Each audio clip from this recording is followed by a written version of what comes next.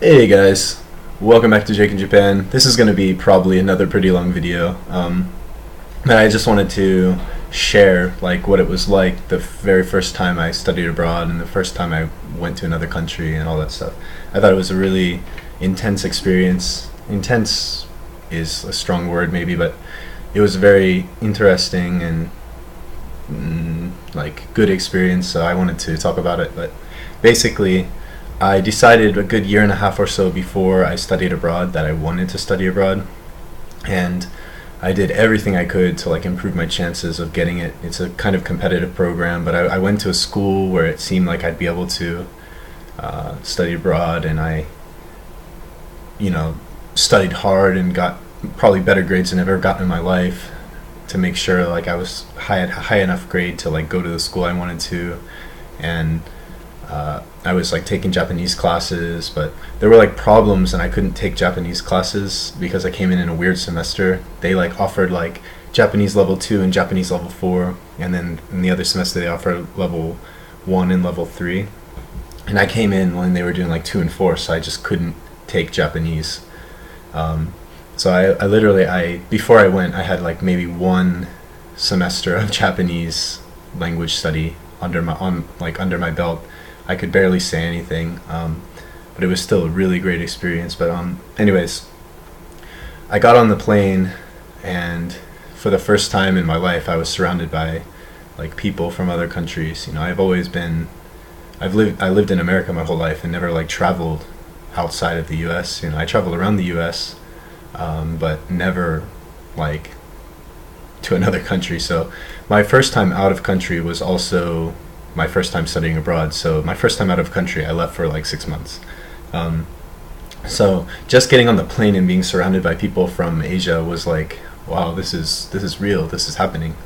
I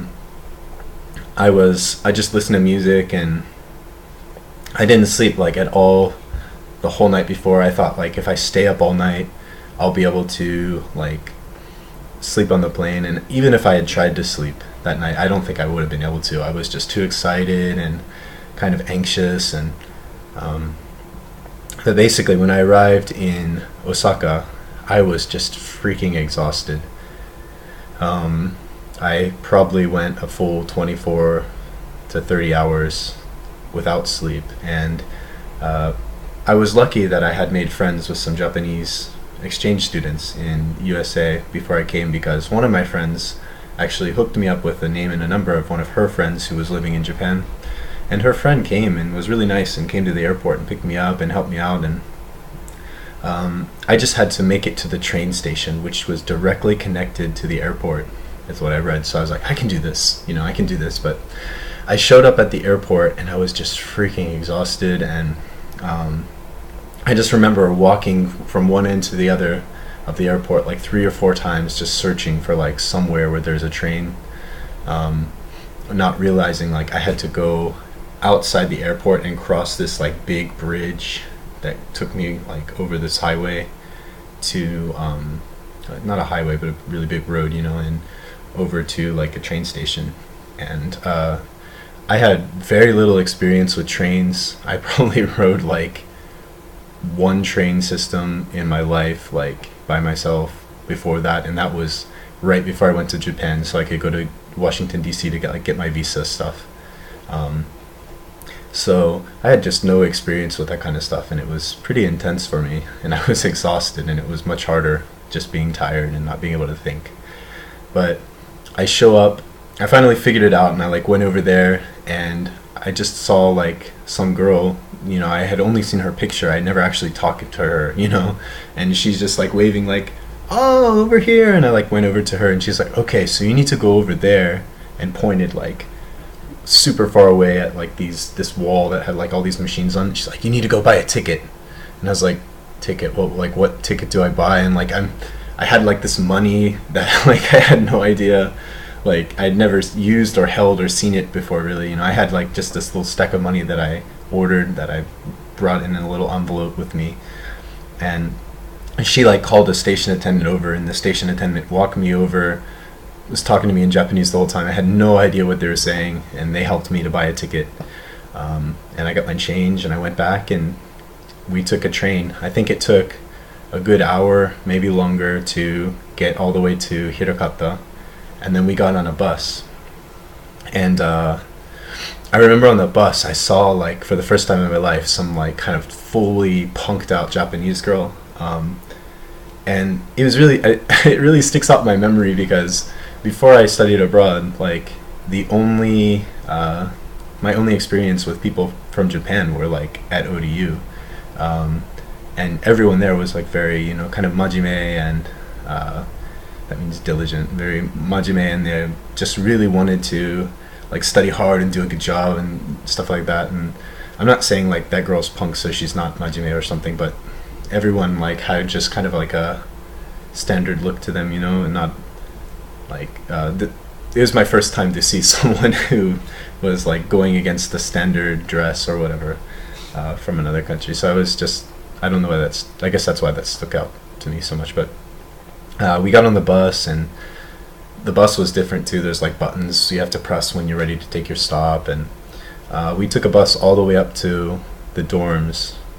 We had to walk maybe 5 minutes or something once we got there, but she took me to the dorm. I walked in, and she's like, okay, I'm gonna leave you here, have fun, I'll talk to you later or something. I think I got her, like, phone number or something that I could, like, call her. Maybe I got that on another day, I don't know. But I walked in, it's like this big lobby, and there's a woman, like, in, like, this little window in the wall, and I just was like, okay, I guess I'll just go in. So there's, like, a little step, and I step on the step and start walking in, and the woman immediately goes, no, no, no, no, and I'm like, what's going on? And she, like, runs out, and she, like, kind of, like, angrily, it's like this kind of older Japanese woman, she kind of, like, angrily shuffles me towards the door, and she points to my shoes, and she's like, take off your shoes, but she's, like, speaking in Japanese. So I just know she says, like, take off your shoes, because she's, like, gesturing at my feet. I'm like, oh shit, okay, you know, and I take off my shoes, and then she, like, points over somewhere else, and I, like, put them over there. And then she's just, like, super friendly, like, okay, come on in.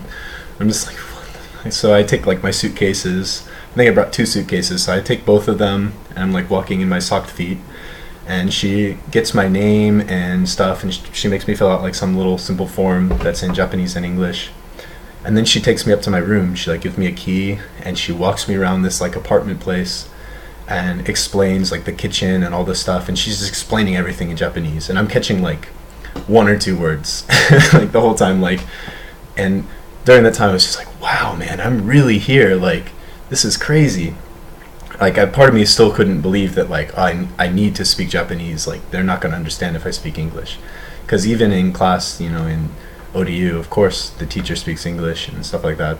You know, she'll pretend like she doesn't, but if you, like, speak English, you get your point across. So it's the first time, like, damn, my English will do nothing for me here.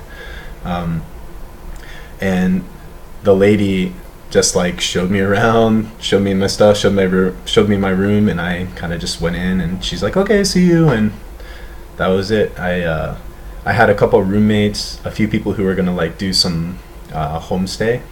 So homestay is, like, when you go live with a family, Japanese family or something. I chose a dorm, not a homestay, because I felt it would have more freedom. And I'm kind of glad that I did, looking back, because a lot of my friends who did homestay had a lot of, like, limitations. They couldn't do a lot of stuff because they were doing homestay. But I mean, it had its own benefits and its own cool stuff. Like, they got good at Japanese real fast.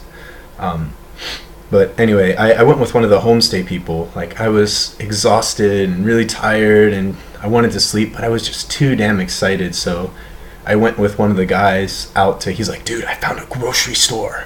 I was like, whoa, a grocery store, really? And, like, super excited, because, you know, everything is, like, completely new and different.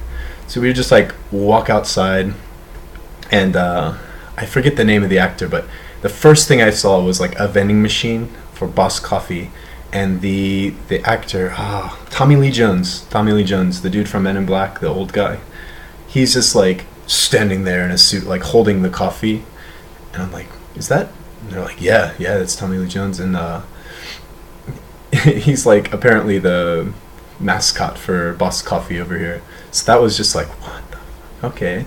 And we walked to the grocery store, and I think I just grabbed some random, like, sweet snacks, and we went back, and I ate them, and I fell asleep. and that was my first day, and it was really cool. Really random story. I don't know if you guys will like it or not. I just felt like talking about it. If you like my videos, please like, comment, subscribe, and I will see you later.